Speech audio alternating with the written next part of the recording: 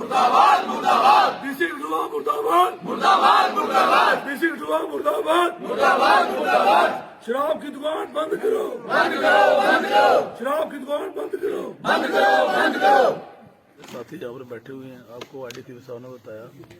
और हमारे अंकल जी शौक शर्मा जी और इलेक्टेड मेंबर भी हैं वार्ड नंबर 5 के मलागर साहब। कल पूरे जितने भी थे वार्ड नंबर 1 और 5 के लोग, उन्होंने थ्रू प्रोटेस्ट, हमारी माता शक्ति भी इसमें थी, बच्चे भी थे छोटे छोटे, इंटीमेट किया था कि डीसी साहब को कि जहाँ पर वाइन शॉप नहीं खुलनी चाहिए। कहीं भी धरना प्रदर्शन होता था ड्यूटी बनने से पहले, और भी सरकारें रही जहाँ पर कांग्रेस का राज रहा, एमसी का राज रहा, लेकिन बात को सुना जाता था।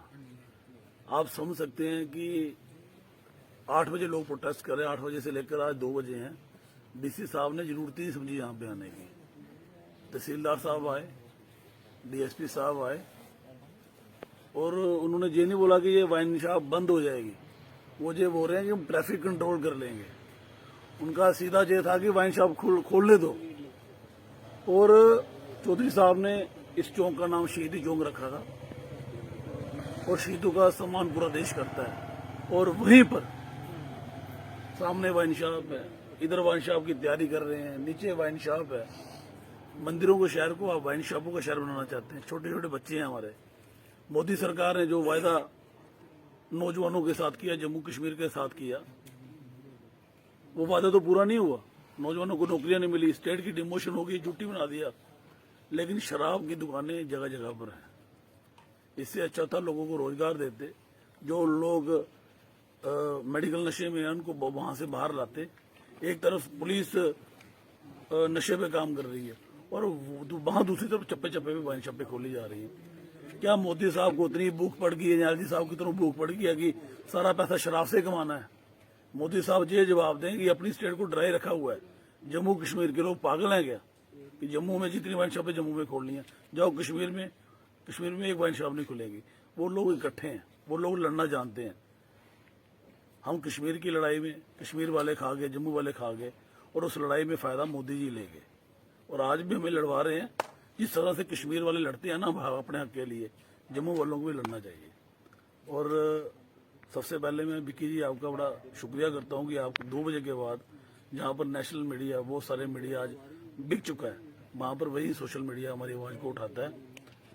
और आपके चैनल के माध्यम से तमाम कठुआ वासियों को, कोई भी पार्ट का सोशल वर्कर है, किसी भी पार्टी से है, सबसे पहले हमारा शहर है, वो हमारे धरने में शामिल हो। शौक शर्मा जी, आईडीसी साहब, मलागर साहब, तमाम नौजवान साथी सभी ने अपील की है। तो हमारी आप सभी से अपील है कि इकट्ठे होकर इस वाइन शॉप का विरोध करें, क्योंकि हमने अपनी आने वाली नस्लों को बचाना है, बच्चों को बचाना है, और सरकार को भी बताना है कि जो कठुआ के लोग हैं वो आपका जुल्म सहन नहीं करेंगे।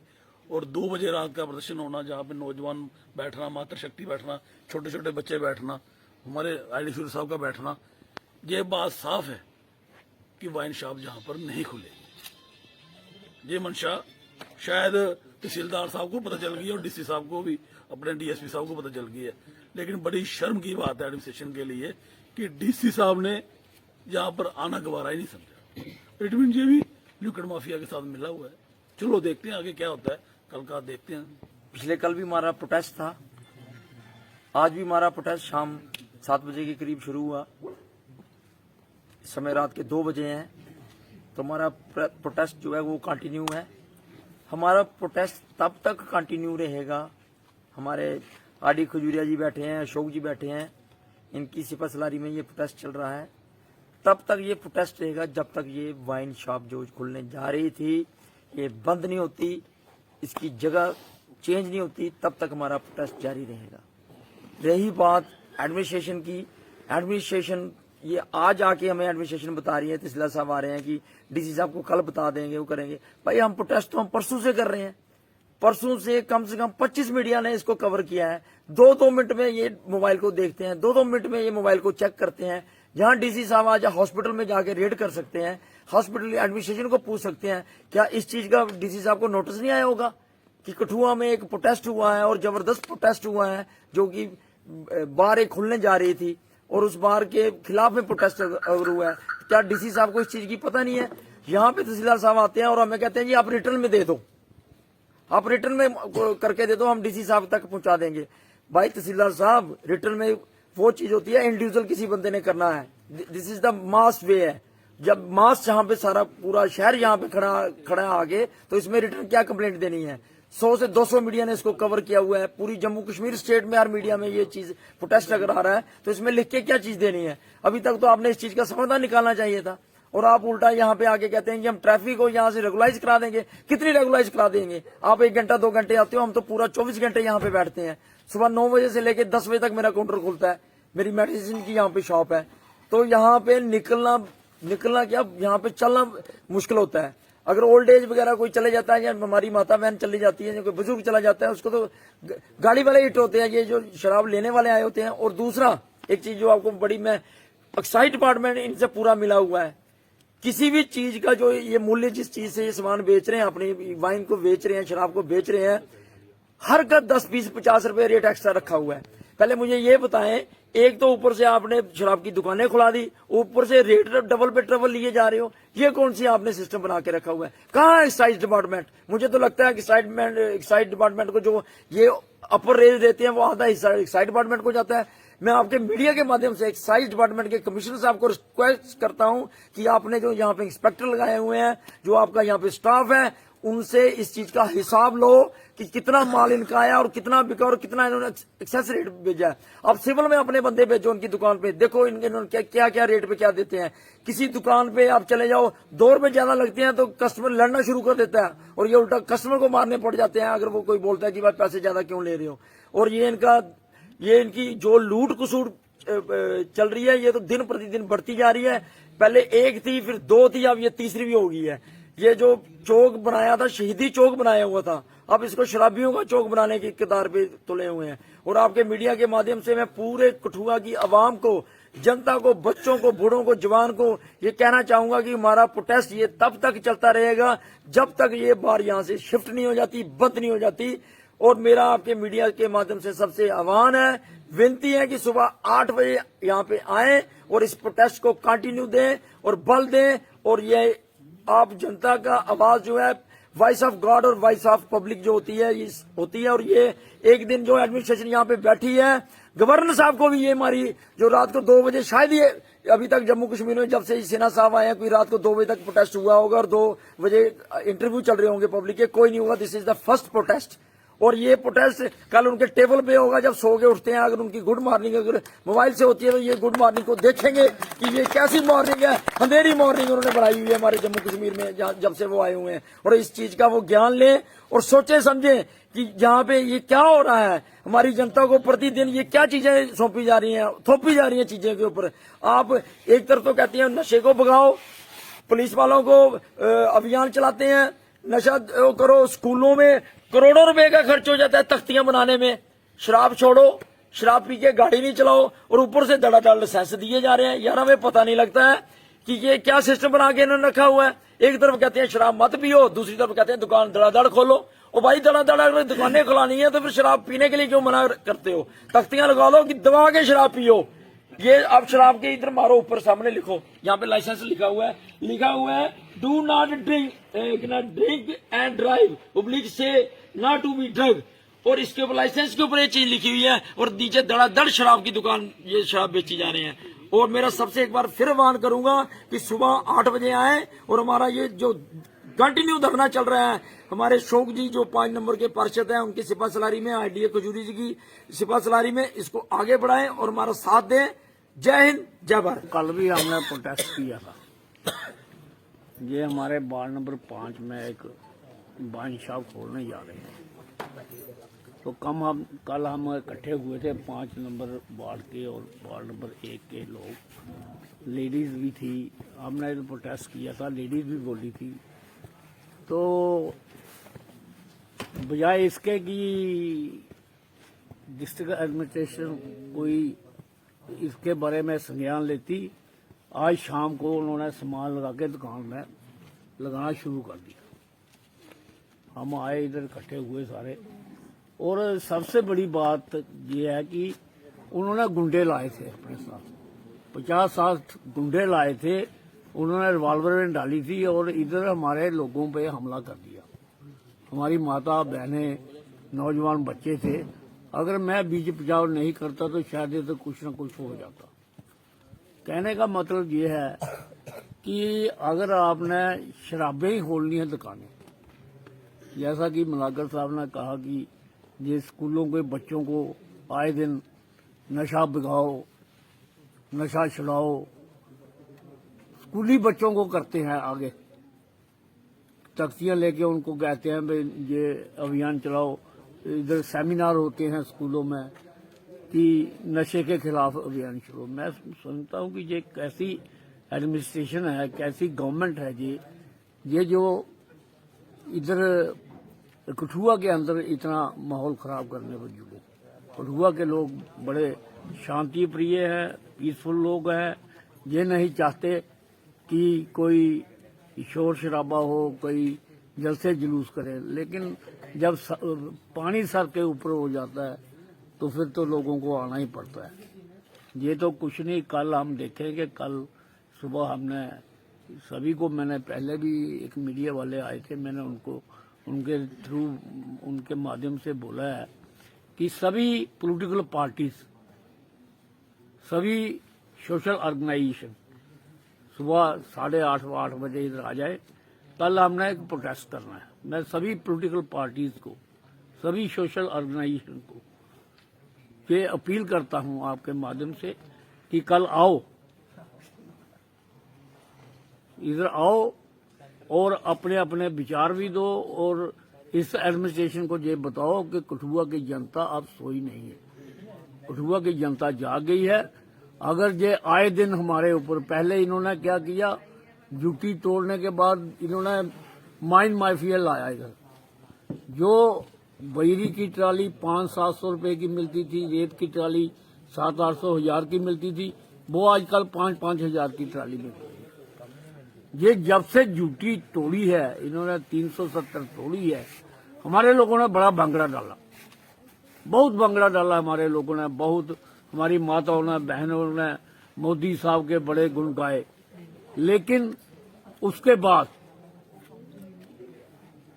25 सीटें दी बीजेपी को, जम्मू वालों ने 25 सीटें दी।